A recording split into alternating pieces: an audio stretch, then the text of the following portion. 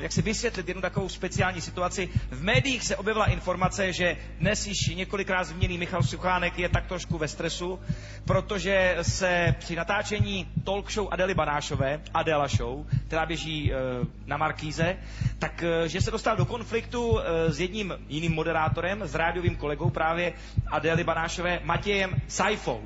A já bych chtěl říct, že samozřejmě vy asi netušíte, jak to je, ale myslím si, že je vám asi jasný, že to nemůže být reálná bitva nebo bitka, že kluci se mají samozřejmě ve skutečnosti rádi, že to bylo trošku zinscenované. Důkazem toho je, že tady Matěj Saifa je tady s námi a ahoj. Že proti Michalovi vůbec nic nemá. Kluci, podejte si ruce, ať všichni věří tomu, že mezi vámi nic není, že to bylo zinscenovaný. Jasné, já jsem strašně rád.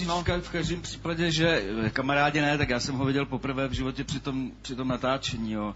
A že spíš, aby si z toho neměl nějaký špatný pocit, že já vždycky jakoby vypadám, že ty věci myslím vážně, nebo nikdo neví, jak to je, takhle. Protože mi říkali, že ty zase taky jako myslel, že to bylo vážné. No pro mě to bylo velmi čudné, já jsem si myslel, že jsme se teda naozaj pobili a teda já jsem to bral fakt vážně, takže... Ty jsi myslel, že jsme se pobili, kdybychom se chtěli pobít, tak ti přece natáhnou, že upadneš, ne? Jaj? Tak to. Kluci, vole, jste blbý, vole. Nechte to! Michale, nekobe! Ty seš opravdu jeli to, ty vole, puzo ti, zdrhej, vole. Co se směješ, jako? Tak ho bejt, vole, ne.